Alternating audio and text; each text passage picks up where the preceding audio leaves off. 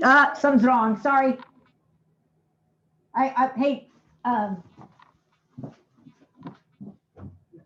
the screen gone. You're on. Let me mute you for a second. Okay. We'll be right there.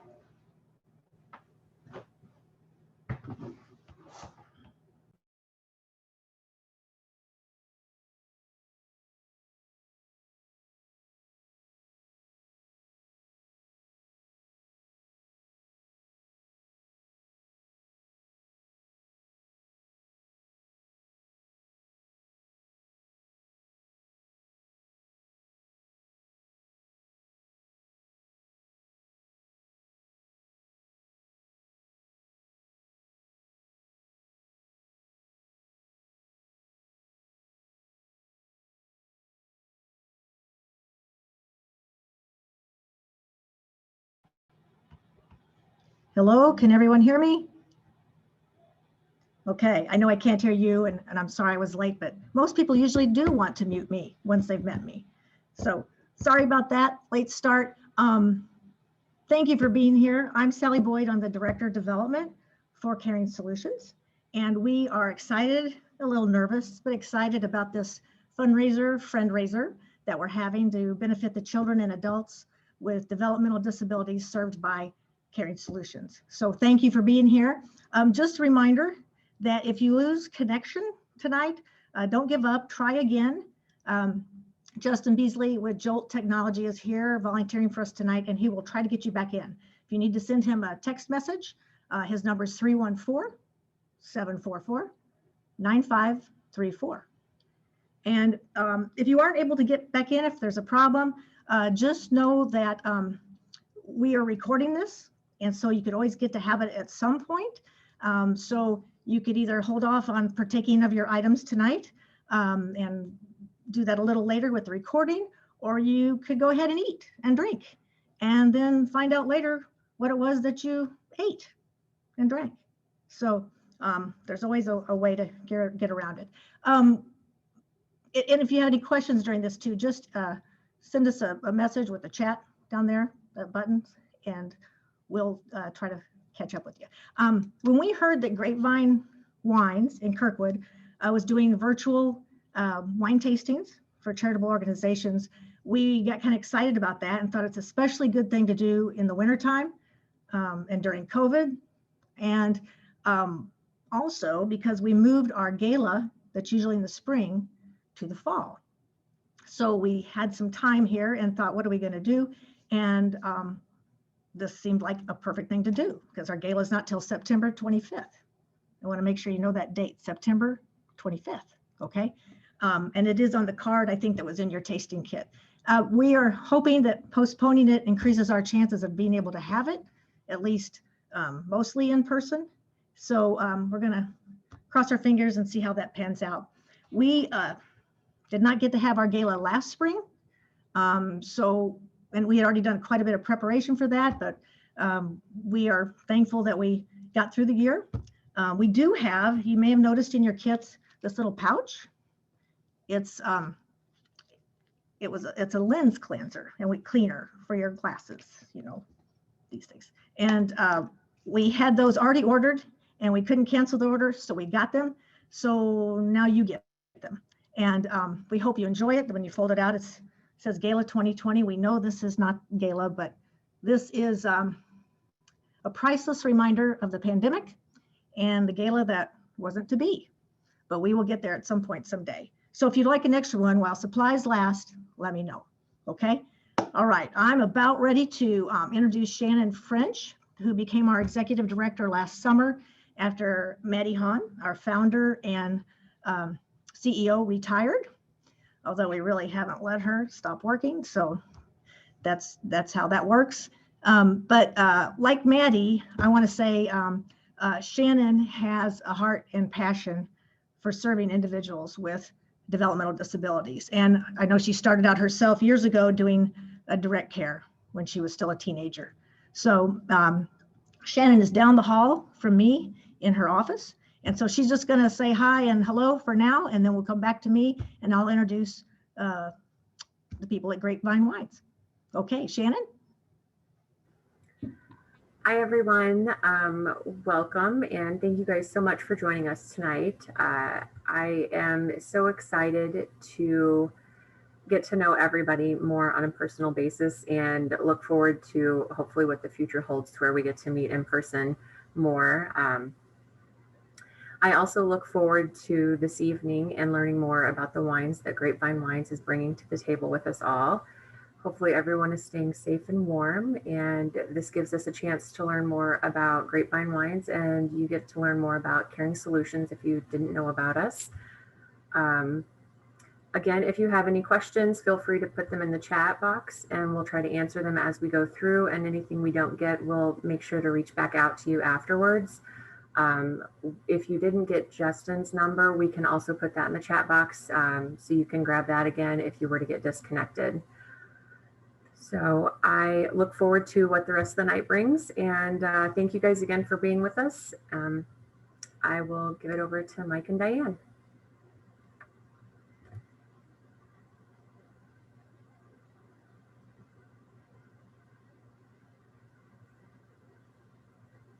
Hello, we're so Hi, happy to everyone. be here. I'm Diana, this is Mike. We're Mike and Diana Gray of Grapevine Wines, and we're so excited to be here with you. I don't think it'll surprise you to know that Sally was a delight to work with, and we're just really happy that you're with us. Hopefully you've got yourself all set up. We always do this with a couple of glasses because I like to taste back and forth, kind of taste the first white with the second and see how they're different. And I may or may not want to finish all of that wine. I believe, I'm sure you're going to talk about this, but at the end of the night, I think there might be a opportunity to have a little toast. So hold on to one of your wines that you like for a toast. So we're going to get started because we've learned not to talk too long before we get that first glass of wine in your hands. That's right. We're going to start with the Gavi. So it is called Viticolti Gavi, and Mike's going to tell you about it. And thank you, Sally, for reminding everyone to chill their whites before. So this wine is a Gavi. That is the name of the region in Italy. It's up in northwestern Italy, up by Torino, if you remember the Olympics in 2006.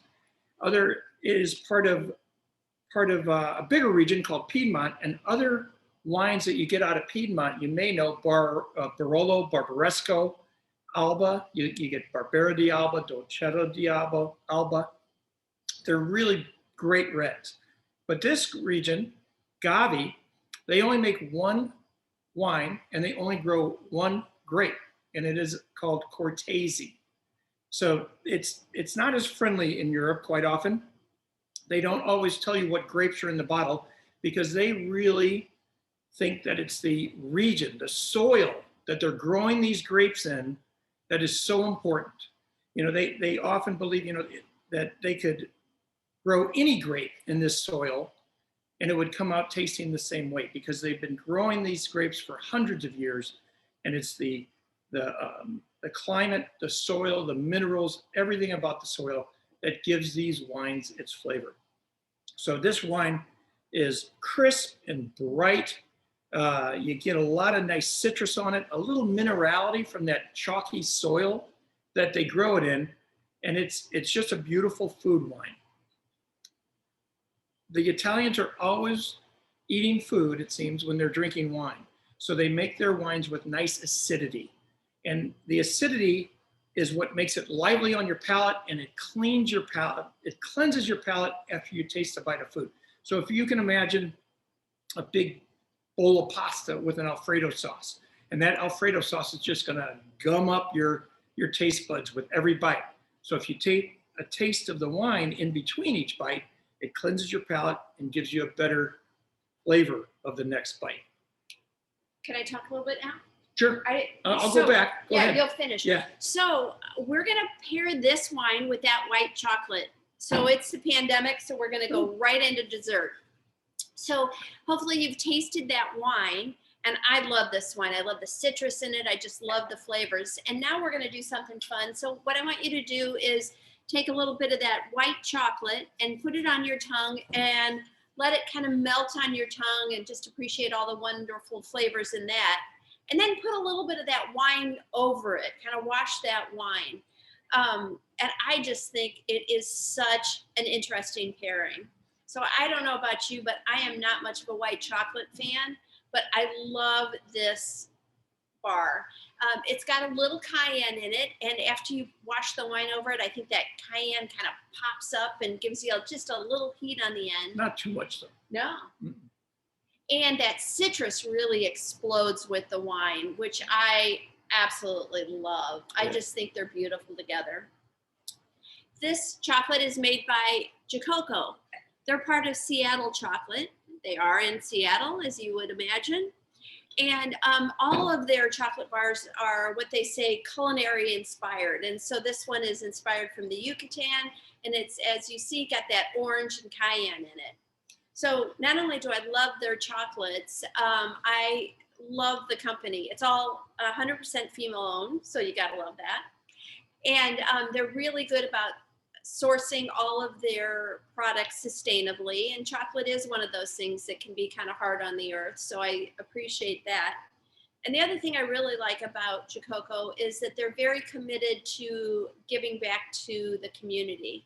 And they support food banks and shelters and provide free meals when you buy the chocolate. So you got this little bar here. We sell that for $2.99. And they call a full bar this guy, which is exactly three of these little bars in there.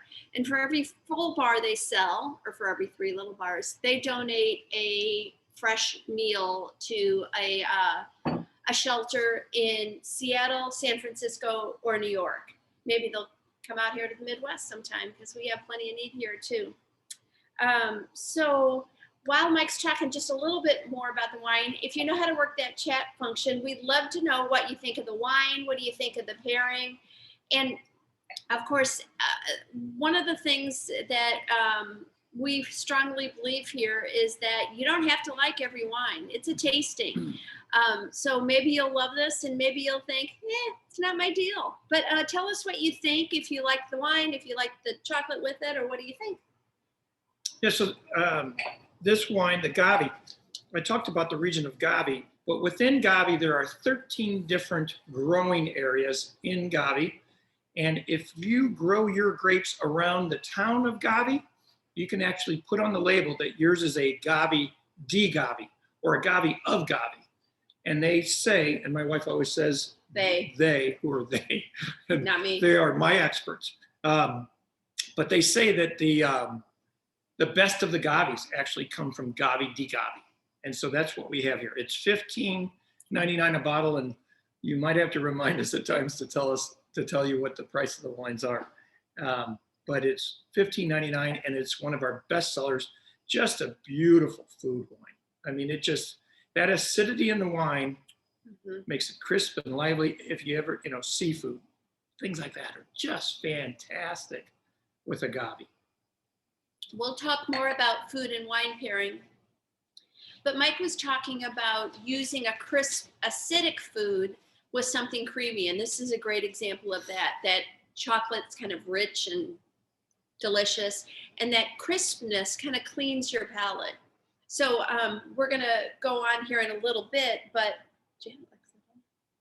it's really fun seeing a bunch of people we know out here. We have some customers. Janet Tahula. I know her too. Oh my goodness. So fun to see people that we already know out there. But so this is an example of using something to kind of cleanse your palate or cut that. So that's kind of fun. Any questions about the wines? So I think, now I'm not sure, I know you have your technology set up, but typically if somebody has a brief question, feel free to type it in, or if you press your space bar, unless it's set up differently tonight, that might allow you to talk to us for just a minute. We learned that at our last tasting, that you can press the space bar, hold it down while you talk, and then release. All the things we've learned that we never wanted to know, but we know that now. Yeah. Okay. Okay, so that was the Gavi. Next, we are going to talk about the other white, which is a Chardonnay made by Harkin. Hmm. And it is $11.99. We do this every time. We It's do. $11.99. Okay, I think it is. Yeah, Yeah. maybe 12. Oh, let me talk real quickly. So, we always, people always ask us whether you should rinse your glass, and you could, but I think that that people would say, they would say that I know really you them. don't need to rinse glasses if you're going kind of in order. So we went from a very light white. Now we're going to go to a heavier white. So if you've drank most of that, it's probably better to leave a little bit of that Gavi in there than to get a bunch of water and water down your wine. Yeah. Mike has a cute story about that. So we've been in business in almost 25 years, and it was probably the first year we were in business that we went to this big distributor tasting, and they had almost every one of their wineries there. And, you know, we're pretty novice.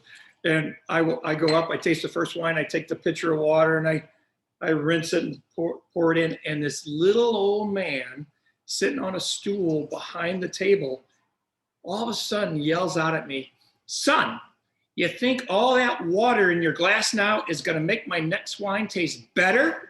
And I was like, "Oh my God." I was just shocked. And he is right. I mean, I apologize. But he is right. If you rinse your glass with water and then you let it sit, you will see over time just all this wine that settles in the bottom. And then if you're just at a tasting and you're just tasting a small portion of wine and you pour that in, it's really going to water down that next taste. So they blend all kinds of wines, not a Cortese. It's only one grape, as I said, but typically they blend all kinds of wines. Even in California, they will make Cabernet and they will blend in some Chardonnay into it to give it that richness and fullness of a Chardonnay. So it's okay to, most of your wines are blends anyway. Even a Cabernet on the shelf only has to be 75 or 85, depending on where it's from. 85% Cabernet. There's other grapes in there. So they're blending anyway. So just, I typically, if you go from white to red, I don't rinse. If you go back to white, you don't really want to have a little red in the bottom because it'll make a blush out of your next white.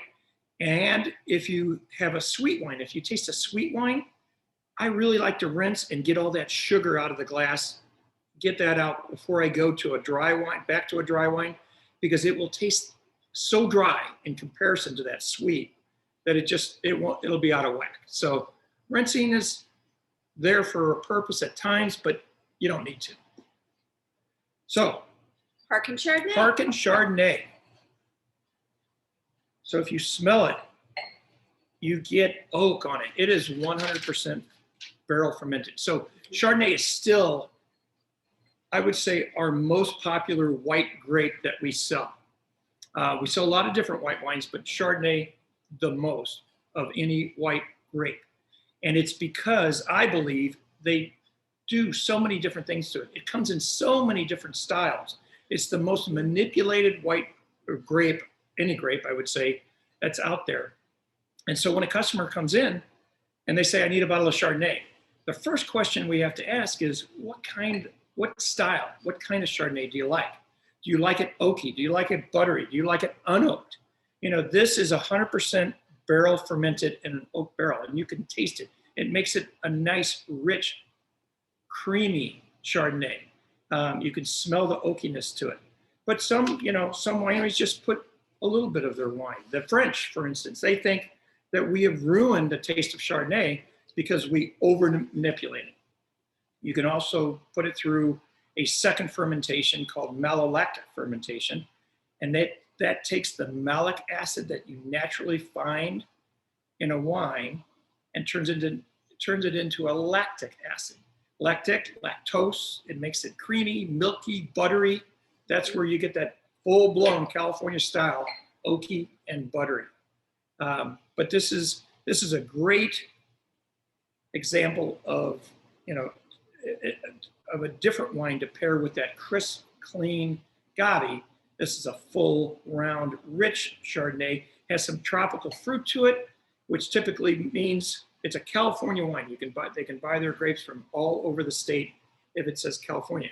If it's got tropical fruit flavors, typically that means that it's from the Central Coast area that you get more tropical. And then it has those aromas of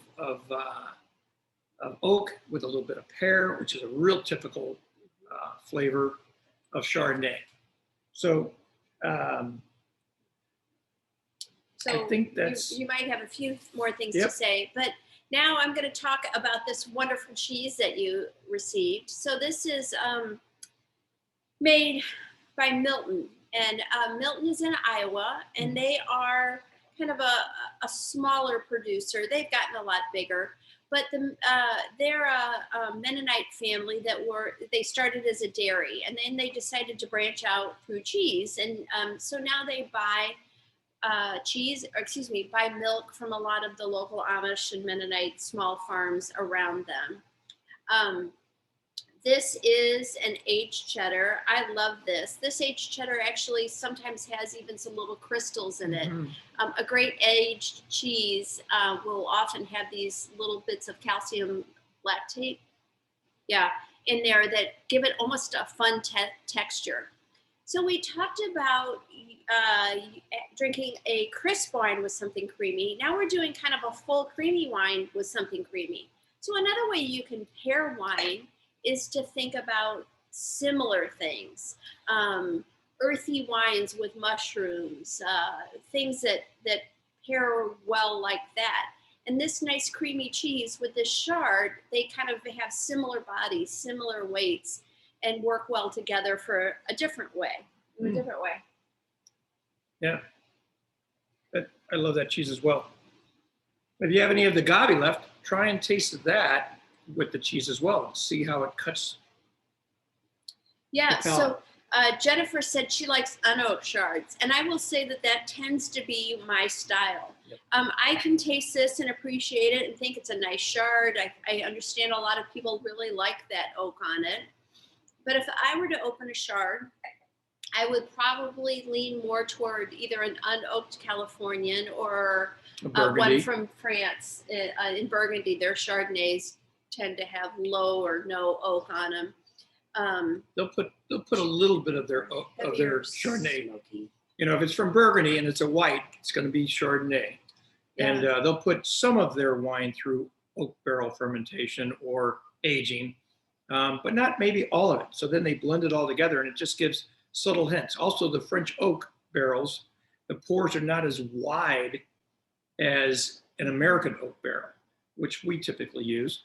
And so the oak doesn't get in as much, and it doesn't impart as much of an oakiness to it. So Burgundies are quite beautiful.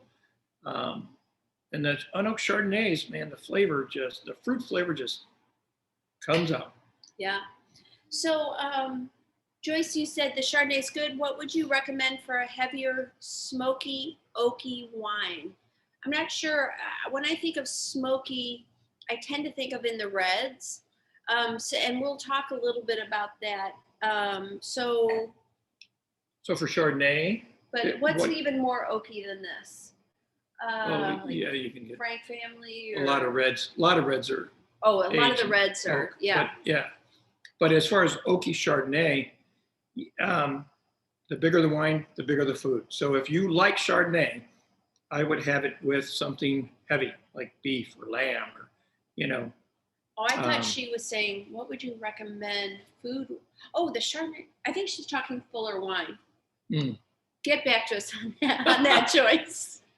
Wines. I'm not a fan of Chard usually, but paired. Yeah, I would agree that I think that not being an oaky fan Chard, I really like it with the cheese. Whereas I may not appreciate it on its own as much. Again, so I don't think I said, but the most important rule in pairing is if you don't like the food and you don't like the wine, it's not going to be a good pairing, right? So if you're eating big steak and you can drink a little red, but you're not crazy about it, it's a good way to expand your palate. But if you unequivocally hate string beans. or Oh, you green do beans. hate, there's no good pairing with No. string beans. No. I Vegetables, can do vegetables nothing. are hard. I can They do are. nothing with that. Yeah. So if you unequivocally hate Okie shards, it doesn't matter what you pair it with. It's not going to be a good pairing because you just don't like it. But generally speaking, you're funny. String beans. I love string beans. I'm such a good wife. I never make She them. doesn't like that I call them string beans. They're green beans. Yeah, They're not string but beans. that's not how I grew up. We said the wine was $11.99. The cheese is $5.99 for that little package you got. Any other thoughts? No, we often talk about swirling the wine. I don't have any wine left to swirl, but when we swirl, I mean, you'll see me do it 1,000 times, basically out of habit. But the reason that you swirl is that you want to release, when you're swirling, you're getting the air down into the glass, and it is releasing the aromas so that you can smell it. And you can taste it. It's kind of you can taste it better as well. It's a rapid aging process. Rather than putting it down in your basement and letting it sit for a few years, things like that, most wine is consumed within like 26 minutes, mainly because of restaurants, they say, on average. But that's what I've read, 26 minutes, Oh. they say. 26 minutes. I've never heard you say but that. All that's that 'cause- time together. That's you because say from the something time I've it's never heard. really from Yeah, the time how it's about it? purchased till you drink it, but that's because of Uh-huh. restaurants. But yeah, you're trying to swirl it, you smell it, you want to see what you get, and it's releasing the aromas and flavors more when you do that. It's not snobby, but it is habit at times. So our next wine that we're going to try Go is ahead. We already a said this. rosé. And while you're getting that in your glass, I'll tell you just a little bit about Grapevine. We are in downtown Kirkwood. We're just a little south of the train tracks. We've been in business for almost 25 years. So we started our business with Mike's brother, Bob. If you've been here, you've met our wonderful partner, Bob. And we started in downtown, right by PJ's. We moved over here after about 5 years. We sell wine, spirits, beer, accessories, gifts, some foods. Oh, your dog's a big fan of the cheese. I shouldn't look at the chat while I'm trying to talk to you. I'm sorry. For those of you who know us, we're undergoing some big changes because our partner of 25 years is retiring. Bob's retiring. So Yeah, we're king of the forest now, or soon to be. yeah. And we're interviewing for a new partner. So that's exciting. Rosé. Rosés are so popular worldwide. They have just taken off completely. And it was probably, 5-7 years ago, we'd be doing a wine tasting here, and I would be pouring a rosé, and people would be like, "Stop! I don't like sweet wine." Well, dry rosés, and most rosés are dry. They are dry. They are so popular, and they're such great food wines and summer wines. There are summer wine. We sell tons of it, and we sell more and more every year, and we sell tons of rosé in the summer, but people are drinking rosé more and more year round. When we opened up, the #1 scanned wine was White Zin, and we don't even sell White Zinfandel anymore. We do have some sweet blushes, but White Zin really got people in America drinking. We all liked our sweet drinks, but White Zin was fabulous for America. Unfortunately, this looks like White Zin, so some people don't try it because it looks sweet. It looks a little scary, but it's not. So when you make a white wine, what you do is you take your grapes, you crush the grapes, the juice falls into the tank, and you take those skins and you throw them away. When you make a red wine, you crush the grapes, you take the juice falls down into the tank, you take the skins and you throw them down into the tank, and they soak in the juice. And that's what gives red wine its color. It's maceration. It sits for probably around 2 weeks or so. And it gives, the longer you let it soak, the darker the color. And they say there's only one red grape in the world. And people are like, wait a second, Cabernet, Merlot, Zinfandel, they can name Pinot Noir, all these grapes, but all those grapes are white grapes with red skin. There's only one grape in the world that has red pulp, and it's Alicante Bouschet. So all your red wine comes from the skins alone. And it's just becoming more and more popular. Provence, France is the #1 producer of rosé in the world, but they make them all over, and you can make them from any red grape. We've had rosés from Merlot and Cabernet and Zinfandel. You can make a dry rosé from Zinfandel. A lot of Pinot Noir, and what's really popular is Grenache and Syrah. And that's what this wine, Hess Select Rosé, is made from a combination of Grenache and Syrah. Grenache is a lighter grape. It's a light-bodied grape. Syrah is more medium-bodied. And so you end up with something in between. It's not heavy. It's just a beautiful style. $12.99, I believe, for the bottle. And it's the funny thing about this wine is that we tasted it. This is the 2019. The 2020s may not happen because of the fires out in California. So our rep brought this by. We had rejected this wine last summer. We didn't sell a bottle last summer. We tasted it, didn't buy it. And now it's had time for the acidity to fall off a little bit. It was so sharp and just unpleasant to drink when we first tasted it. And then he brought it back in. He said, the 20s are probably not going to happen. A lot of Napa producers have already declared that they are not going to produce rosés. So Reg has been reading my script. So he had 2 comments. One being, is rosé just for the summer? I drink rosé all year long. I love rosés. The only thing better than a rosé is a sparkling rosé. Put some bubbles in it, and I'm even happier. That's #1 for Diana, But sparkling. It really is a great food wine. So if you take all those foods that you like whites with, but maybe they have a little more flavor, or you take a lighter meat like salmon, which can really go with a Pinot, but they're wonderful with rosés. That Thanksgiving dinner, cranberry sauce, but you don't want to overwhelm the turkey. Rosés are So many flavors on your perfect. Thanksgiving dinner table that it just goes so well. Yeah. And in the summer, a lot of people say, no, I like big, heavy reds. But in the summer, if you're outside and you're barbecuing and you think, oh, I've got a steak, I'm going to have a big, bold Cabernet to go with this big hunk of red meat, and you open it up and you're eating outside on the patio or your porch, and it's hot out, and it just makes you feel hotter and heavier. It just isn't refreshing. That's why in the summer, people move to white wines. They're chilled, they're refreshing. So if you like red and you can get a little bit of that red flavor in a rosé, that's the way to go. It is just perfect. If you go to France, we haven't been there lately. Yeah. And you're sitting out at a cafe having lunch outside, they say, if you look around, everyone will be drinking rosé in Europe as a whole. So Lot a from quick Spain comment. We have as well.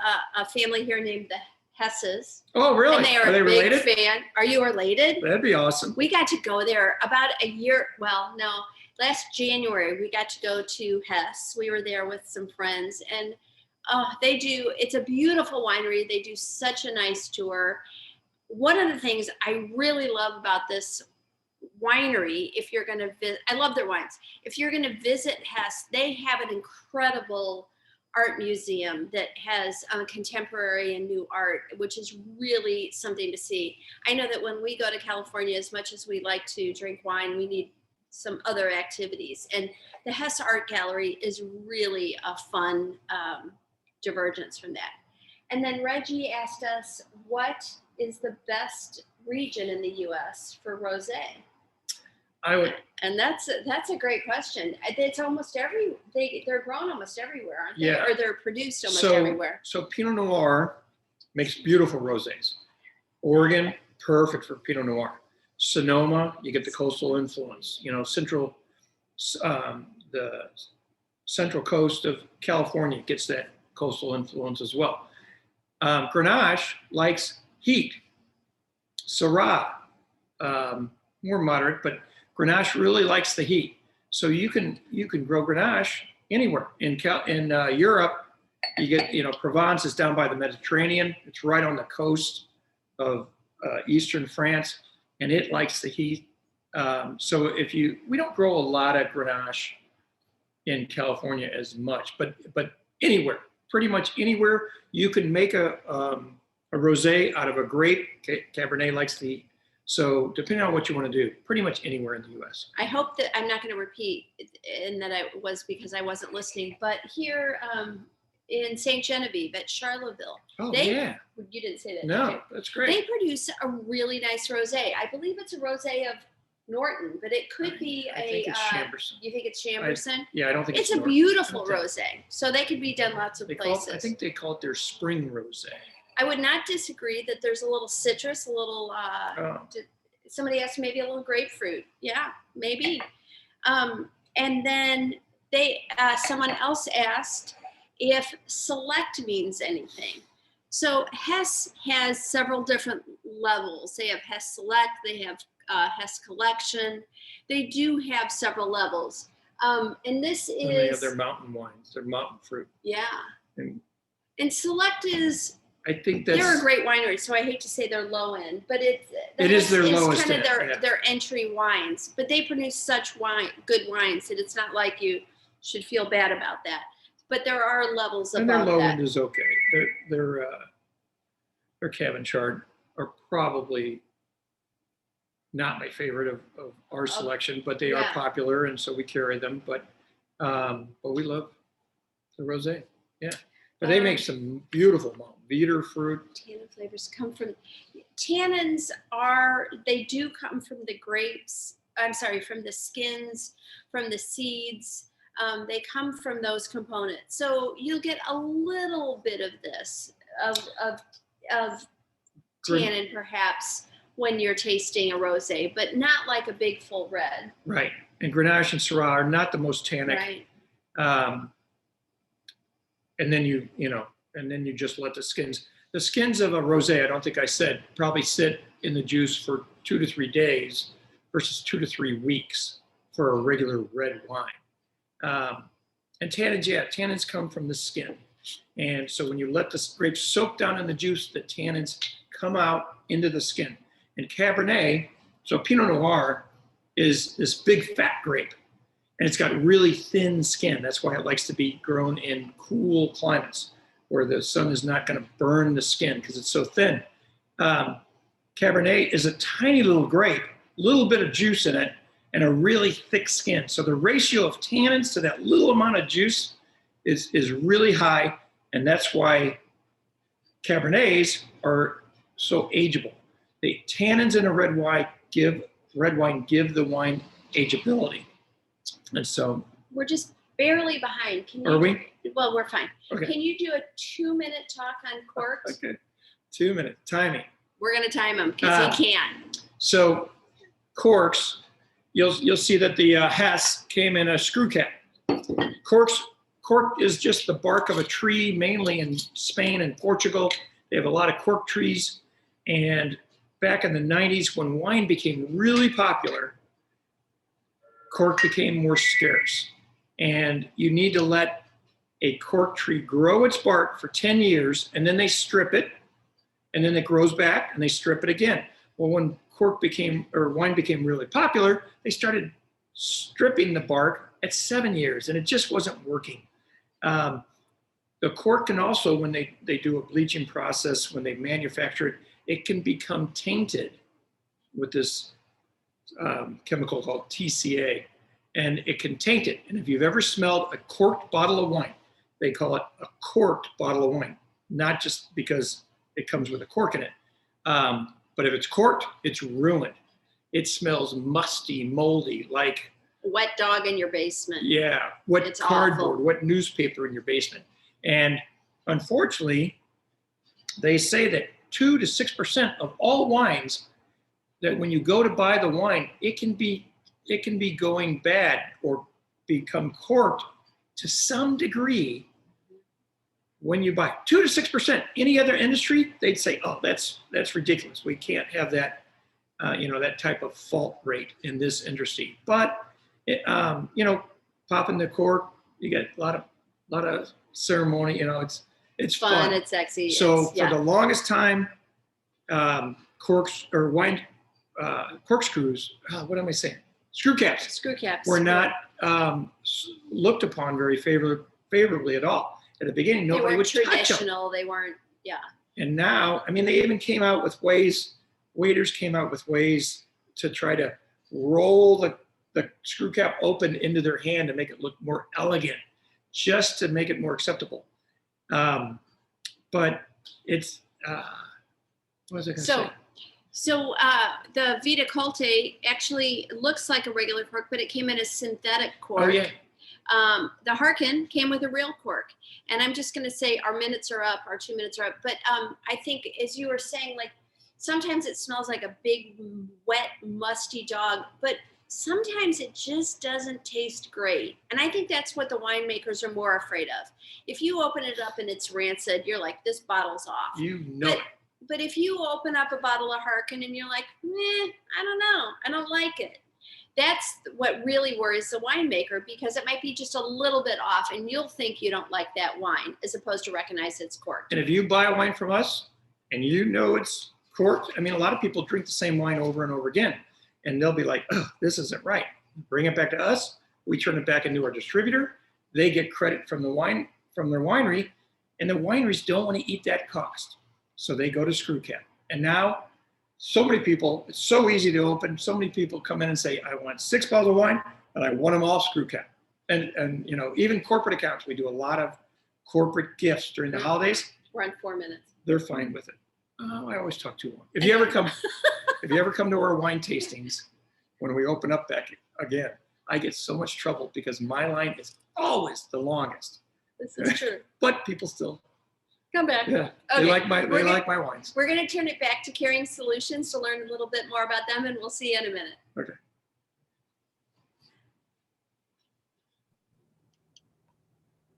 I get criticized for talking too much too. So join the party. Rosé is my favorite. And actually, one of the things you said is about sweet blushes. I think I should have had more food before I did this, because I'm getting a little sweet blush right there and right there. It looks like. A couple other phrases I just want to say I caught that I find interesting in that last segment is, besides sweet blushes, is manipulated grapes. I didn't know that could happen. Wet dog in the basement. And my favorite, you don't want to overwhelm the turkey. So those are good rules to live by. And I also want to say on that cheese, Milton Creamery, my good friend from college, that's her relatives are pretty involved. I think they run the creamery. So I have to double check with her, but she always promotes them on Facebook. So I'm gonna have to tell her we had her cheese tonight. So I want to say that while Shannon and I are, she's down the hall, I'm here, Justin's in a cubicle over there. We have some staff that are in our training room, and they are enjoying the evening too. And I mentioned them because one of them is Demond Harper, and he's here tonight, and you will see him in a few pictures training staff in this next little video we do.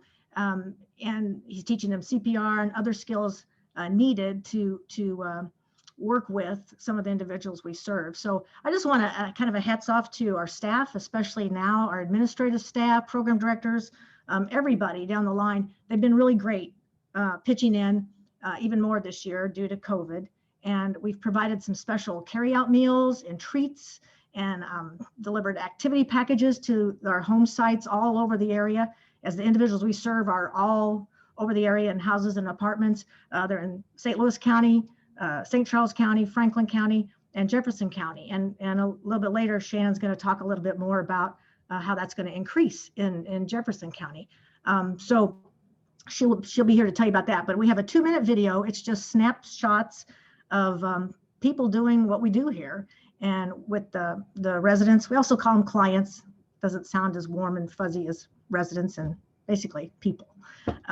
But it's that and staff, and it's really mostly from this last year, but there's some shots in there from previous years, and then some special pictures of the residents that have meant a lot to us that may not be with us anymore.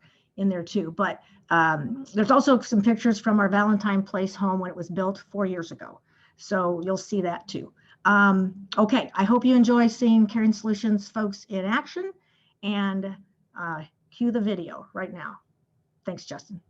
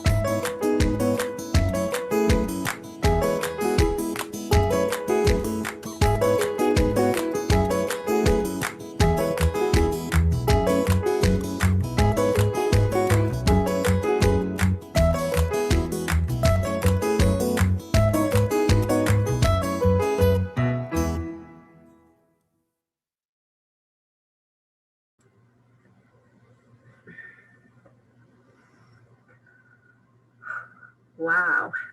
So that video, I forget about all of those memories that we have with Caring Solutions and the activities that we've gotten to do, and just how much we've grown in the last couple of years. It's hard to believe that we got to celebrate Valentine Place, our 4-year anniversary on February 14th. So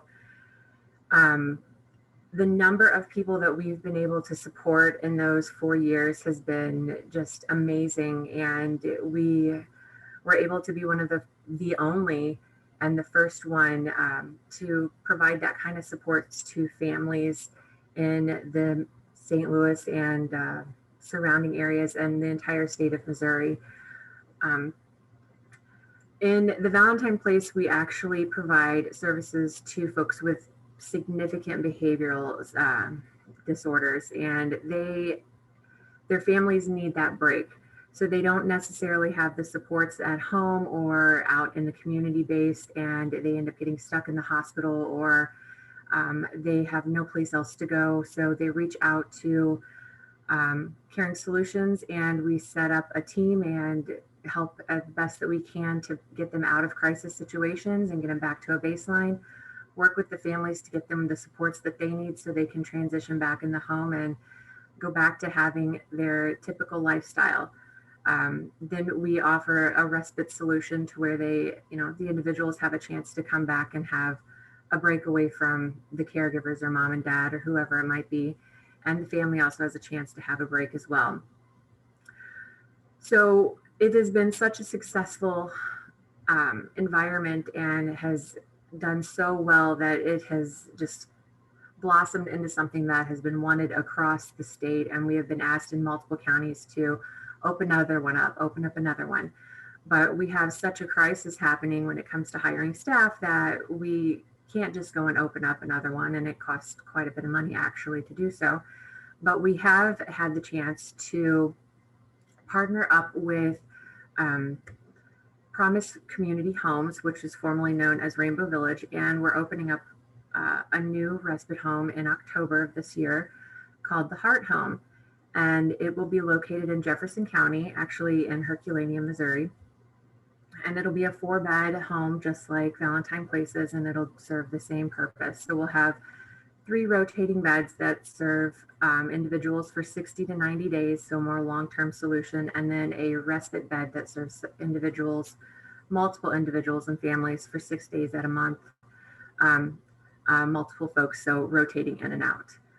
With the success that we've had with Valentine Place, we've been able to create a relationship with Children's Hospital. So we've been able to open up our respite bed to individuals that have been in the hospital and the families need some help for respite services, and also help at getting the kids out of the hospital due to COVID situations or due to the Department of Mental Health not having the available funds for the individuals to get services. So we're able to help transition them into services, and it's just created a really nice relationship between Children's Hospital and Caring Solutions. We continue to build that relationship and are hopeful that it's going to continue to grow. And it's something that we're very excited about, and hope that you guys are able to kind of see as this grows and flourishes, and we're able to provide more supports to areas that don't have the necessary places for our folks. So I will go ahead and give it back to Mike and Diane from Grapevine Wines.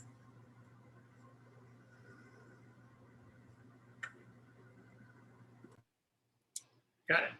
Thanks. That was great learning more about your organization and the wonderful work you do. All kinds of things I was thinking during that. We're going to go on now to your first red. So it's Cuvée Jean Paul. It is $10.99. Yes. And so, we talked about the rosé, and the rosé was a Grenache Syrah blend.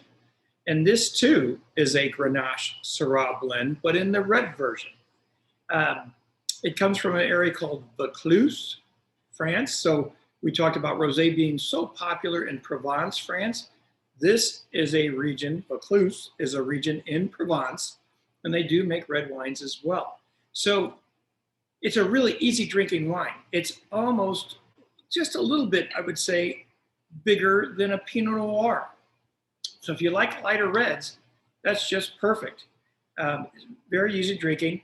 It has the Grenache, which gives you a little bit of strawberry, raspberry. It has Syrah, which gives you a little bit more plum and maybe cherry to it.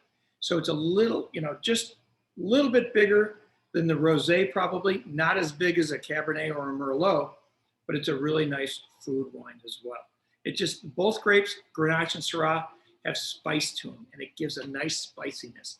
And when you're eating, foods with a little bit of spice to them, it could be Mexican, it could be, it could be pizza. A little bit of spice, you pair it with a spicier little wine. It's just a great food wine. It's good. It's one of our favorites. Did you say $10.99? Yeah. And we sell tons of it, especially in the summer. This is a great wine that if you like reds in the summer, drink a lighter red. It won't be as heavy. It won't make you feel hotter or heavier. It'll just be easy drinking. We had you chill your whites, and typically we think of the best temperature for whites being maybe a few 10-15 minutes out of that fridge. If it's too cold, you really don't taste much. If it's too warm, that alcohol comes out. It just tastes hot and overwhelming. So with the reds, we say typically kind of room temperature, but that a lot of our rooms, like right now, our shop's kind of cold. This is a perfect temperature for this. A lot of times in summer, we chill our reds down just a pinch, just to take that hotness out of that high alcohol feeling out of it. When they made the rule room temperature for reds, it was hundreds of years ago in Europe. And the castles at the time were cold and damp, and so the wines were slightly chilled. So their idea of room temperature was 60 to 65. Ours is probably 70 to 75, you know? If you live with me. Yeah. So you really want to chill your reds down, and in your whites, you want they recommend being between 50 and 55 degrees. I like them a little colder than that, I would say. It's sparkling, even chillier. So thinking about food and wine again. So you have, hopefully you yeah. have a little bit of that smoke suppressa still.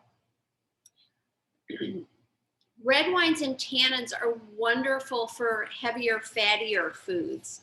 So that little bit of acidity and tannin on this really helps cut the wonderful fat in that sausage. So also the smokiness in a fuller wine goes really well. We haven't really talked about this, and this isn't quite a great example because we're talking Italy and France. But another way to pair wine and food is you can almost always pair a wine with food that comes from the region. If you think of the wonderful seafoods along Italy and you pair them with a Chili. or chili, yeah, Yeah. another great point. Yeah. If you think of the acidic tomato-based foods with those Tuscan wines, so often the foods and the wines evolve together. And if you pair a wine and a food from a region, you will rarely go wrong. Maybe occasionally, but you're almost always going to do well with that. So Okay, okay. So we have a couple of questions on aeration. That's a great question. Some people will say that any wines benefit from aeration. yeah. Certainly the reds are the ones that we aerate. But even, Mike was talking. Unless they're older. Well, that's a good point. Yeah. Mike was talking earlier about swirling the wine, and it gets a little oxygen in there and helps kind of mature the wine. And that's what you're doing with that swirling. But if it's a really young wine, if it's a young red wine, if you aerate it, it will absolutely improve. I think one of the things that we should maybe do more, we sell all these fancy little aerators, right? And if you take a beautiful Bordeaux that could use a year or two and decant it or aerate it, it's going to be magnificent. But if you take that $10 bottle of Cab and aerate it, it's going to make it better. It's going to add some depth to it. Yeah. So almost all reds. Now you started Almost to all talk the about, wines that we have in our shop right now, the reds, could use decanting or an aerator. They're just young, but winemakers are trying to make their wines more drinkable young, and because they know most people drink them in a restaurant, like we talked about before. But you're right. A decanter, kind of the same thing, different way of aging that wine rapidly. The aerator, as you pour it out of the bottle, it bubbles out of the aerator, and just, the action of pouring it as well. Air is hitting it from all sides. yeah. Someone asked about the type or the shape of glass, and does it matter? And I think that's a really wonderful problem. It's not a problem. Problem. There's no problems in wine. It's wine. It's a really interesting question. So there's all kinds of lines. Riedel, we tend to use Spiegelau, but it's a line that has glasses blown to a specific size or shape for different varietals. And a varietal means a Chardonnay, a Cabernet, The grape. Yep. the grape name. And so what they say is that the bowl is designed to direct the aromas and the taste to you, the right place in your nose and your mouth, so you appreciate them better. Yeah. I think that if we, on the few times a year that we drink that really fabulous old Bordeaux or something, we absolutely pull out the right glasses. And I think it can enhance the experience. I think it can help. It can't. We don't have room at our Yeah. house for all. Right. Riedel makes a wine for Tempranillo, or a glass for Tempranillo, for Malbec, for Cabernet, Grenache, for for the- Pinot yeah. Noir. They make 100 different glasses. Yeah. We're not going to have those all. I think that what Mike and I really have come to believe in, though, is that a good glass makes a huge difference. So somebody was laughing earlier about the Dixie cup. I've drank wine out of a Dixie cup. I'm not going to say I haven't. But if you have a Dixie cup and a great glass at home, a nice crystal with a thin rim, try it side by side. And I think you'll find that in a pinch, the Dixie cup will work just fine. But really, it's going to taste better out of that great glass. So, it's situational. Yeah, I would hate to waste a great bottle of wine, an more expensive bottle of wine on a Dixie cup. I mean, it does make a difference. It really does. We actually have gotten to the point where if we go to a great restaurant and we order a great bottle of wine and they give us a junky glass, we're kind of grumpy about it. Yeah, I don't we're know. a little bit snobby in that way, probably. Some people bring their own glasses. We don't do that. But I understand when they do. I mean, I think the glass really does make a difference. Someone But sometimes asked if you're on a beach or something like that, you got a Dixie cup, it's great. somebody asked about aging. What reds age in the bottle? So all wine ages in the bottle. And some people believe that the older the wine, the longer it's aged, the better it is. And that is not true because a wine has a life. When red wines have tannins, more in other grapes than some, some grapes have more tannins than others. But a wine, when they begin, it has a lot of tannin, and the fruit flavor is being masked by those tannins. You're not tasting it. As you age it in your basement or from a wine, the tannins fall off as the flavors move up and replace the tannin flavor. And then eventually the tannins are gone and the wine is at its peak. And if you age it longer than that, there's only the flavor to fall off, the flavors and aromas. So then that will happen over time and depending on the wine, it will happen over a certain number of years. Who knows when that is? The wine experts, they rate the wines, they give an indication of how long it will last. What I like suggesting is you buy 3 wines, especially if it's a nice wine. Most wines you're going to drink right away. If it's a nice wine, you're going to lay down, buy 3. In a couple of years, open it up, see what it's like. If it's tasting beautifully, drink the rest soon. If it's a little tight, a little tannic, let it go a little bit. But every wine has a life to it, and it will eventually become vinegar in the bottle. We're getting behind again. I know. I You can can feel it. I I can was getting feel tense. her looking at me like, So you are talking too long. So, our next wine uh, is by Shannon Ridge, and it is the Petite Syrah. So it should be the last of the wine. You should just have your Woodford left after this. And this is $12.99. and Shannon Ridge, it is a big, bold, spicy, powerful wine. Petite Syrah is the grape. If you have any of that, the Jean Claude left, look at the difference in the color, how much denser it is. Especially over on the very rim. If you hold it up to a white sheet and you look at the rim of the wine, you can see how purple it is in color. So Petite Syrah, you get a lot of black pepper and plum and blueberry, and it's just a big, bold bottle of wine. Petite Syrah is really becoming more flavorful. It's inexpensive, and you get a lot of bang for the buck. But as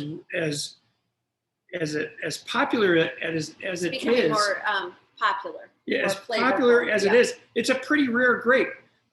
There are only 10,000 acres of Petite Syrah planted in the world, 80% of which are planted in California. Another 15% in our dog is here. Another 15% in Australia, and that leaves 5% for the rest of the world. Very little of which is planted in France, where the grape originated. So it is really one of our favorite wines, our favorite wineries. They sell Cabernet that is fantastic. We sell tons of it for $12.99 as well. Great price, great flavor. But it has become one of our favorite wineries because, I'm going to talk to you yeah. about this little fantastic pot of jam. So if you haven't gotten into that yet, Put some of that jam on that cheese if you have any of that left, and try it with this Petite Sirah. So this is a mostarda, which means it has the fruit with a little like a mustard vinegar in it. So it's not quite jam. It's got a little bite to it, which I love. To me, this is one of my favorite pairings of the night. And there's always somebody that just thinks it's a little too much for them, but I love this. So try those back and forth while Mike's talking to you about Shannon Ridge. So a few years ago, probably 3 years ago, Brenda, the national sales manager of Shannon Ridge came. We're tasting wines over at our station, and she's talking about how they farm and manage the vines. So when grapes are growing out on the vines, the leaves are growing, and if you allow it, the leaves would grow right over the grapes, and the sun would not be able to beat down on that fruit and ripen it. So what they need to do is, typically what wineries do is they get out there and they clip it. They clip the leaves to expose the fruit. But if you do that and you hit the fruit with your knuckles and your hand, you will bruise the fruit and ruin it. They won't be able to use it in the wine. So she said what they do is they use sheep. And the sheep will munch on the leaves, but not eat the fruit. It's amazing. So she said, and therefore, because of the sheep, they need herding dogs to herd the sheep from one vineyard to the next each day. They will lead the sheep to where they need to go. And she said, and we're up north. They're Lake County. This is from Lake County, which is north of Napa County, directly north. And she said, we're a little more wild up there. So the sheep and the herding dogs need protection. And I said, protection from what? Coyote? And she said, yes, coyote, but bear and also mountain lion. She said, we're pretty wild up there. So they have Great Pyrenees dogs that sit out in the vineyard during the day. They sleep with the sheep at night. They just live with the sheep, and they protect them from these wild animals. And so she said, you got to come and see it. It's just amazing. It's really cool. And if you invite us somewhere, we will come. Yeah. So we did. We went back in January. I was January of 20. Of 20 before the world pandemic got hit. off its axis. And we went out, we flew out, we got there after dark because it's winter. And the operations, the winery sits on a kind of a mountain almost. And so Brenda said, I will meet you down at the base and I'll lead you up. So we could see her car lights zinging down to the bottom. She leads us up to their cabin. It's like a guest cabin. And we get there and it's really cool, really well done. And on the stove is this pot of lamb stew waiting for us. And all these wines, we do a nice wine tasting with Brenda that night. The next morning we wake up and we are just kind of covered in fog at the top of the mountain. So we take a hike around the property and it's just a beautiful morning. And soon after that, Brenda and Angie Shannon, she and her husband, Clay Shannon, own the winery. They arrive in their SUV. We all pile in and their herding dog, Lad, is in the middle of us. And we're traveling around seeing the sights. You know, we're way up top so you can see mountains in the distance. You can see the valleys below and the vineyards are absolutely gorgeous. And all of a sudden we see a flock of sheep. So we all pile out. Angie says, bring them home, Lad. And the dog just sprints down the road, just takes off, just looked like he was in heaven. And you could see him, and the flock of sheep was here, and the dog kind of circled around the back of them and started herding them towards us. And there's this big dip in the hill, and we lose sight of the flock for a second, and all of a sudden, just coming over the hill are all these sheep. It was just the best. And we really enjoyed the stay. They would love if you came up. There's not a lot of accommodations. There's no restaurants up there. No. But they really love when people come up north. It's not like Napa Valley where you just hit winery after winery after winery as you go up 29. They appreciate it very much. I'm done if you come. Okay. Back to you, Carrie. Okay. We're way behind. Okay. Are we? Do you want to mute us? No, we're not. Can you mute us in? We got to mute ourselves. It's okay. I like your chattiness. I can relate.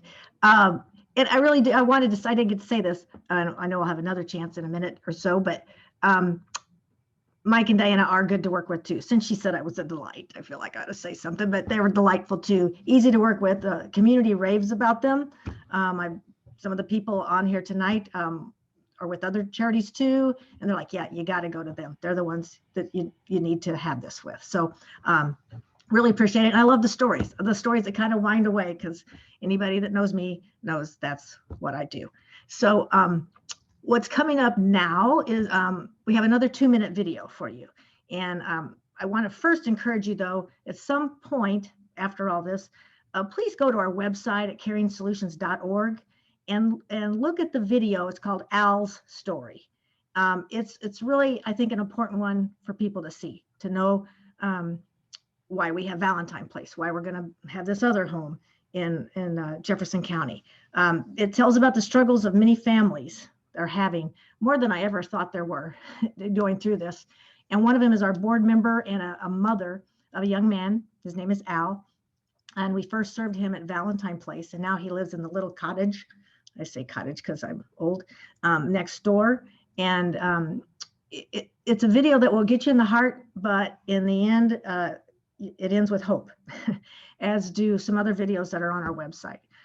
So check that out, Al's Story at caringsolutions.org in a little bit. But this video coming up is actually from when we did our first recognition ceremony for those individuals in our care. Each of them had an accomplishment highlighted that their staff helped them point out, and then they would come forward to be recognized for their accomplishment and get applause. You'll see that for an ability that they had discovered or developed, or just maybe even a good deed that they had done, which those really got me when I heard those. We did this event that we now call the Red Carpet Awards Ceremony. We have about a 6-foot piece of carpet, but that works. And that was in 2019. And there were some pictures in the first video we did from that evening. You may have seen where Maddie was taking pictures of them. But unfortunately, we didn't get to have the event in 2020, as everyone would know why. But we did give them their ribbons and their special t-shirts. And we're keeping our fingers crossed that we get to have it in 2021, because it's great. So here's the video from the first event we had that became the Red Carpet Awards Ceremony. And then after that, Shannon will join us again and tell you a little bit more, okay?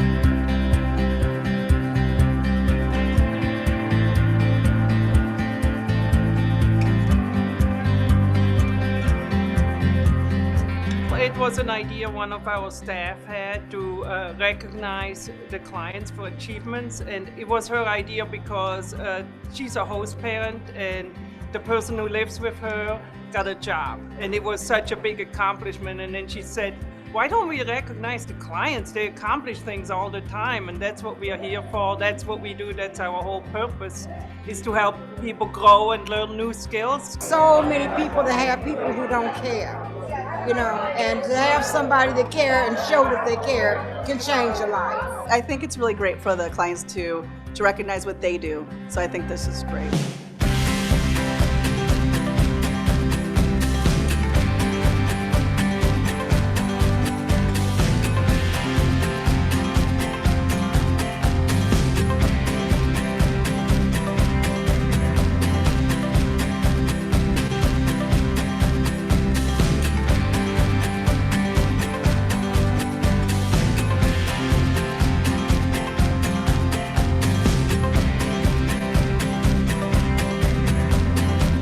I finally found a group home that I like. They're very positive people. They're very kind, they're loving, and they treat you like family.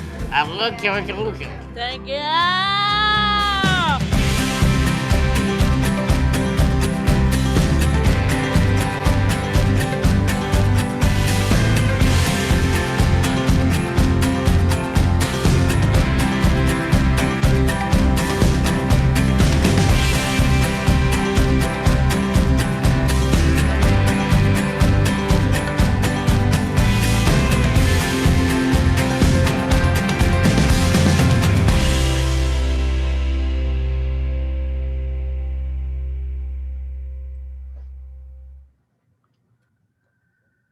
Welcome back.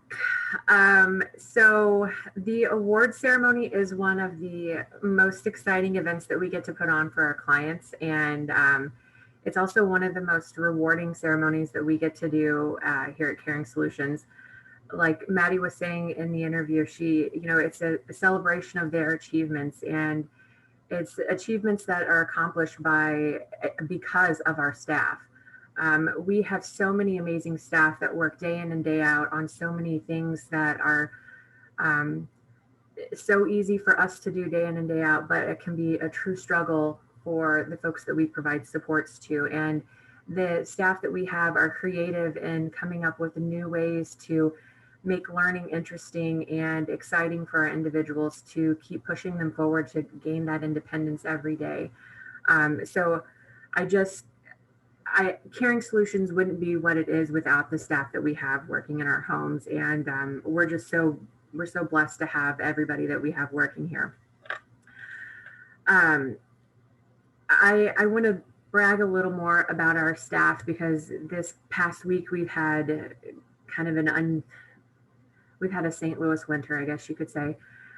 We got stuck with quite a bit of snow, and some of our staff, they got stuck at the homes, and they were stuck there for 24 plus hours. Some of them were there for 36 hours, and they couldn't go home because all of our individuals are here, have to have supports 24 hours a day. They cannot be left alone.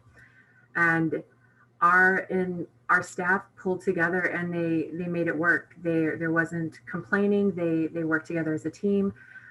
They kept everybody safe. They made sure that their homes were stocked and ready to go. They were very proactive in what they did. They stayed past their normal shifts and, sacrificed their home lives and their, things that happen outside of work to ensure that our folks are taken care of and be that friendly face during rough times and times whenever their entire world is being turned upside down, not just by COVID, but now I can't leave to go anywhere because of a snowstorm or because it's below 0 temperatures outside. So I just can't speak enough positive things about the staff that we have, because we truly have some amazing people that work for us. So to segue into another amazing thing that Caring Solutions is doing is we have created an apprenticeship that is recognized by the Department of Labor that is getting ready to start here in the spring. And this apprenticeship has allowed our quality training department to offer a program to our staff to help them further their knowledge base and give them an opportunity to get more to further their education while also working in the field and using those skills that they learn in a classroom setting and applying them in day-to-day life. So it helps them really get lay the strong groundwork in working in the field. And it goes a long way. It helps them, teach the basics of how to communicate with somebody, how to be engaging. It's not sitting on your phone all day. It's, sitting down and playing a game with somebody or talking about the movie that you just watched, and, teaching someone how to make dinner and not just pulling the plastic off of something and putting it in the microwave. So it's going that extra step to really push for that independence to make this program work for the person that's getting the services that they need. So yet again, Caring Solutions is trying to lead the way in something that's going to be a first for the state of Missouri. I am so proud of our training department because they put this curriculum together and have worked very hard along with Maddie and the folks with DMH and Department of Labor to get our curriculum approved and be certified. That way, whenever our staff do go through this 9-month training, they have a certificate at the end of it. So it's more than just a piece of paper. It's something that they can take with them at the end of this, and it means a little more. And it also helps that there's a little more pay that's attached to it as well. They like that too. So I can't say enough about our staff and the wonderful things that they do and bring to the table for our individuals and for Caring Solutions. And I am so thankful for everything that they do, and I will stop going on about it and give it back to Mike and Diane, and you guys can talk about the bourbon.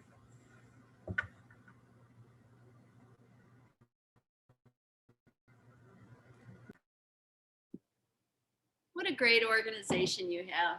Gosh, very Yeah. impressive. That is really cool. We're going to move on to Woodford Reserve. You see, you took almost all of this. We just have a little left for us. Oh. Aw. So bourbon. So bourbon is a whiskey. There are a number of different whiskeys, but what they all have in common is that a whiskey is a distilled spirit from a fermented grain mash that is then aged in an oak barrel. So that grain mash that we talk about, it's the grains that you can use to make your whiskey. And those are corn, wheat, barley, and rye. Corn will give a whiskey sweetness. Barley will give it kind of a roundness, a texture to it. Wheat gives it a softness, and rye gives it a spiciness. So that's, you make your corn mash, you distill it, and then you age it in a wooden barrel. So there are lots of different whiskeys. People come in and they say, I need a whiskey for a gift. And I'm like, well, what kind? Is it bourbon, rye, Canadian whiskey, Japanese whiskey, Scotch whiskey, Irish whiskey? There's all kinds of whiskeys, but they all have that barrel aging in common. So, and they all have different rules. So bourbon has a number of different rules. There's a couple rules that are really important. And the first one is that grain mash that we talked about, corn, wheat, barley, and rye, it has to be at least 51% corn. Corn gives it sweetness. That's what gives bourbon a sweetness to it. In reality, most bourbons are near 65 to 75% corn. And then they add in the wheat and the barley and the rye. What's Woodford? Woodford, she's stealing my thunder. Oh, sorry. Woodford is 72% corn, 10% barley, and 18% rye. Rarely will you have all four. I've tasted bourbons that have all four whiskeys, but typically the rye just beats up the spiciness of the rye beats up the wheat, so you don't have both of them. You have one or the other with the barley and the corn. So that is the first rule, 51% corn minimum. The second rule is that barrel that they use for bourbon, it has to be a brand new, never used before, American white oak charred barrel. So they use it, they put their distillate into the barrel, they age it for as many years as they want. It can be 4 years, 6 years, 10-year, 23-year-old Pappy Van Winkle. Once they take that whiskey out and bottle it as a bourbon, they cannot use that barrel again to make a bourbon. They can make another whiskey, but they can't label that second whiskey as a bourbon. What they typically do with the barrels is they break them down, they ship them off to Ireland and Scotland and Canada so that they can use that barrel. Their whiskeys, the way they make their whiskeys, they can handle a used bourbon barrel, but they couldn't handle, with the lack of the corn, they can't handle a brand new bourbon barrel like bourbon does. And that's what it gives it that vanilla richness to it and the oak flavor. Quite often you get a caramel. You get dried fruit flavors, honey at times. It's just really a cool whiskey. Another thing which people think might be a rule is that bourbon needs to be made in Kentucky. Wrong, not a rule at all. U.S. Congress declared in 1964 that bourbon is an American product. You can make it in any state you want. And when I started doing bourbon classes, I don't know, 5 years ago, 7. Yeah, like 15 years ago when we. No. But bourbon started getting really popular. We started doing bourbon class. At that time, 16 states in the country made bourbon, Missouri being one of them. Today, all 50 states make bourbon. It is so popular. And you do all kinds of finishes to it. You make a bourbon first, and then you can put it in another barrel. You can put it in a rum barrel, or a sherry cask, or even we have one bourbon that we sell out of Portland, Maine, that they they give the barrels, they make their bourbon, they give the barrels to the brewery next door. The brewery next door ages their beer in the bourbon barrels, which is becoming quite popular. And then when they're done bottling their beer, they give the barrels back to the distillery and they age their bourbon. They put the bourbon back in, and you get the maple and the creaminess of the oak or the oatmeal stout that they use the bourbon, the barrel for. It's really cool. You can do all kinds of things. The neat thing about Woodford, they're really nice people. We went there, we went on the Bourbon Trail, and we were not able to actually do a tour there. We were doing other tours, but we stopped for lunch, and the waitress was talking to us, and she said, "Oh, what do you where are you from? What do you do?" We said, "Oh, we own a wine shop. We sell it." She goes, "Oh, have you done the tour?" And I said, "No, we just don't have time, and we couldn't book it." And she said, "Oh, get your camera. Let's go." And so she took me to all the hot spots of the distillery, the barrel room, the mash tanks,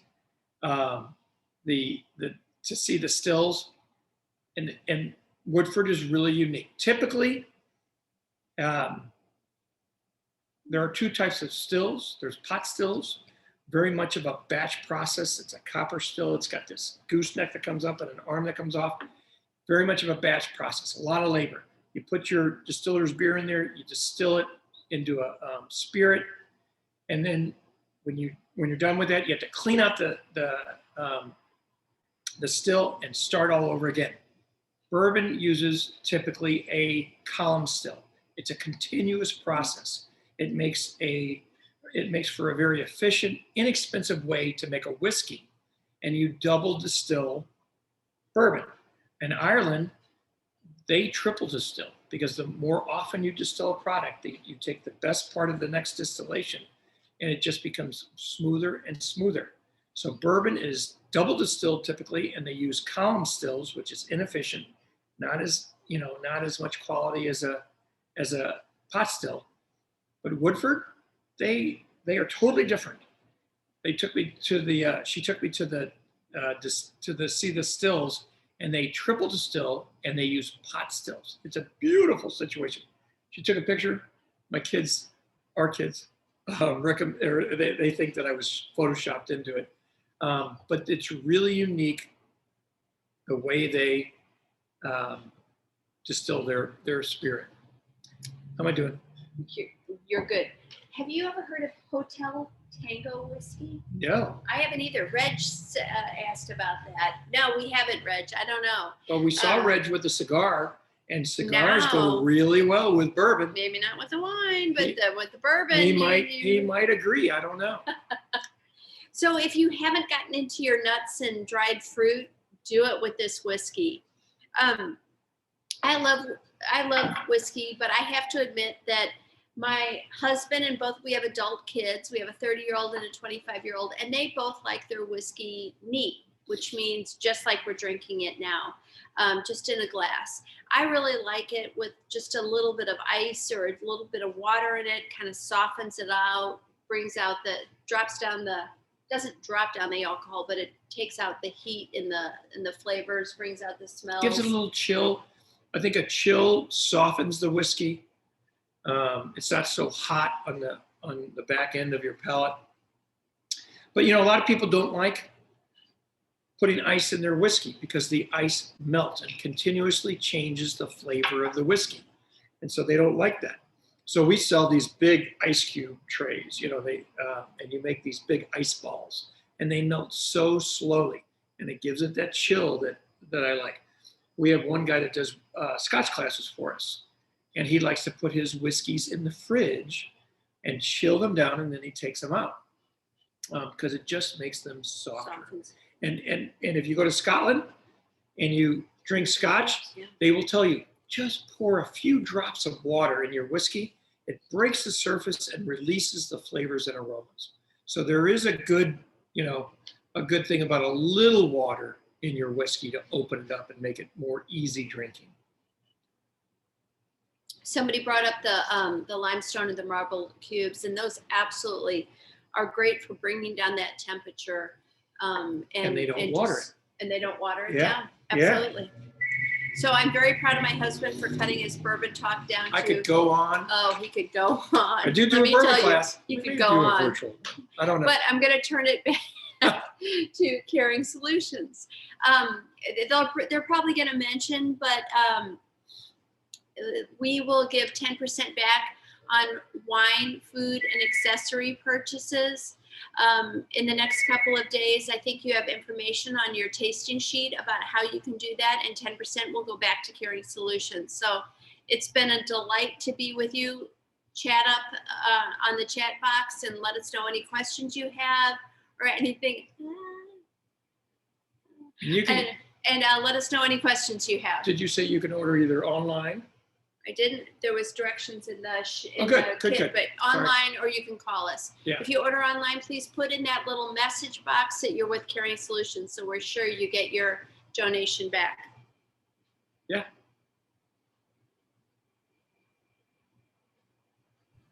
Okay, thank you, Mike and Diana, very much. You're great. I know we're a little bit over time, just a couple more minutes here. We want to thank everybody. Thank our volunteers, our donors, our board members and advisory council members who not only volunteer and give their time often for meetings and events. We ask them to give money too. We ask them to ask other people to please give us donations, because we can get some stuff done with more support that we get. So we thank you for that. Couple things you saw maybe in your bag were these events coming up. The golf tournament is May 24th at the Legends. And even if you're not a golfer, if you're a golfer, let us know and you want to play. Non-golfers, you can help sponsor a hole. You can volunteer. You can bid in the auction still. And we're going to have a raffle at about that same time over the course of a few days to win a trip to an Orlando resort for a week. And I know the gentleman is on here, Dan's on here. He won last year and he said he's going to buy a lot of tickets this year. So that's a good testimony right there. So you might want to do that. I have a special guest to introduce, surprise guest, kind of. And if I say that around some of our clients, they go, Fredbird must be here. Well, it's not Fredbird. It's Maddie Hong, our founder and friend who is still working hard for Caring Solutions. And we asked her to lead us in a toast and to tell us, she can talk too. Try to stop her. But she's going to lead us in a toast because this is our 20th anniversary year. So Maddie, I'm turning it over to you. I see Dale in the background there too. There she is. Dale goes in and out.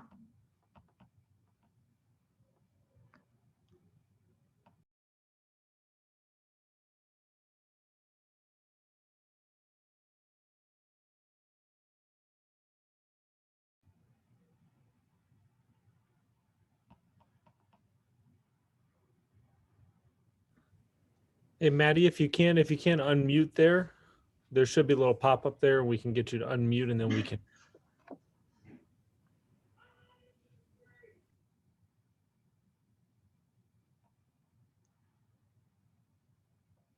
That was the quietest she's ever been.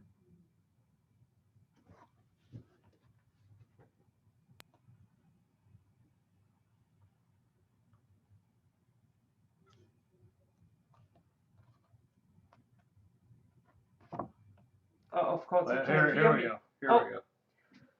Wow, I'm done with my speech noting. So this is good. This is good. This is the best speech I've ever had. So thank you everybody for being here tonight. Hopefully we'll have many more of these wine tastings. It's really kind of a fun event. One thing that hasn't been mentioned yet is that this year is our 20th anniversary year. And so we started Caring Solutions 20 years ago. And quite a few people on this call were there, right, Bill, Mark, to help us when we started Caring Solutions. Several of you other people here too. And it is so great. We wouldn't be here if it wasn't for all the help and support that we have gotten from the people who stepped up and helped us in so many different ways. Unfortunately, we just lost two of our founding supporters. Stuart Zimmerman, which many of you knew, and then Carl Deutsch just passed away a few days ago. And they were very instrumental in helping us getting Caring Solutions started, to the point now where we serve 100 people annually with developmental disabilities. We have over 250 employees, and we are in several different counties. And as you have heard from Shannon, many different innovative programs. Our staff is amazing. And I really like to toast to Shannon, because my life has changed as of August 1st last year by working part-time now.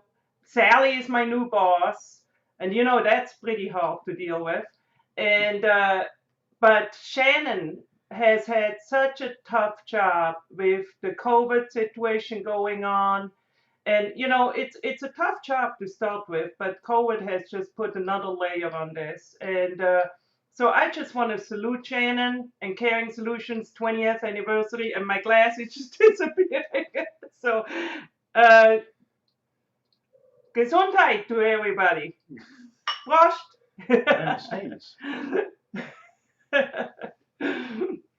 I have nothing else to say.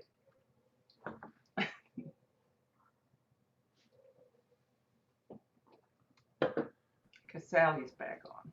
Is she muted now? She's muted. You're muted. And there we go. That's all, folks. We thank you very much.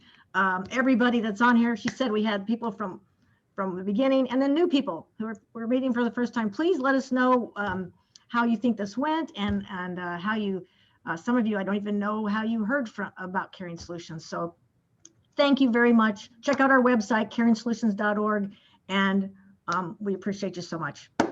Have a good rest of the evening. You guys have a great night.